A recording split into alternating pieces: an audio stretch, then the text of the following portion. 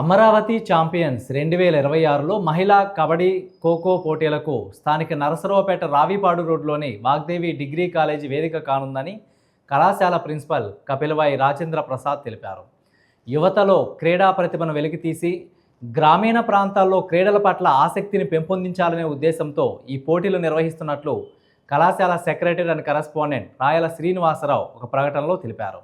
Amaravati championship తరపున district sports authority వాళ్ళు మన పల్నాడు జిల్లా వైడ్గా అండర్ 17 మహిళల కబడ్డీ పోటీలని, అలానే అండర్ 23 మహిళల కబడ్డీ పోటీలని, అలానే అండర్ 23 ఖోఖో పోటీలని నర్సరావుపేటలోని మా వాగ్దేవి డిగ్రీ కళాశాలలో నిర్వహించడం జరుగుతుంది.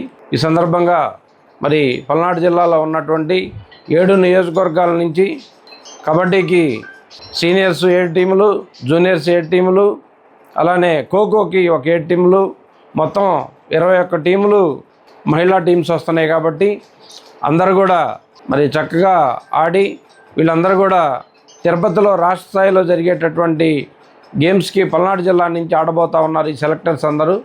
ఈ సందర్భంగా మరి మా డిగ్రీ కళాశాలలో చక్కగా వినియోగించడం జరుగుతుంది.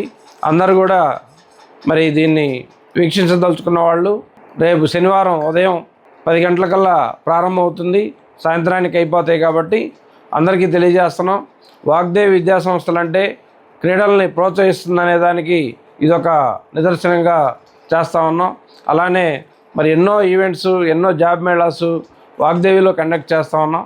ఈ సందర్భంగా మరి పల్నాడు జిల్లా మొత్తంగా వచ్చేటటువంటి విద్యార్థులందరికీ కూడా కావాల్సినటువంటి సదుపాయాలను కూడా మా వాగ్దేవి విద్యా సంస్థ తరపునే దాన్ని కూడా ఏర్పాటు చేస్తున్నాం. కాబట్టి అందరూ విద్యార్థులందరూ కూడా చక్కగా వచ్చి ఈ కార్యక్రమంలో పాల్గొని బ్రహ్మాండంగా విజయవంతంగా ఆనందంగా స్టేట్ టీంకి సెలెక్ట్ అయ్యి విజయవంతం చేకూర్చాలని అందరినీ కోరుకుంటూ థ్యాంక్ యూ.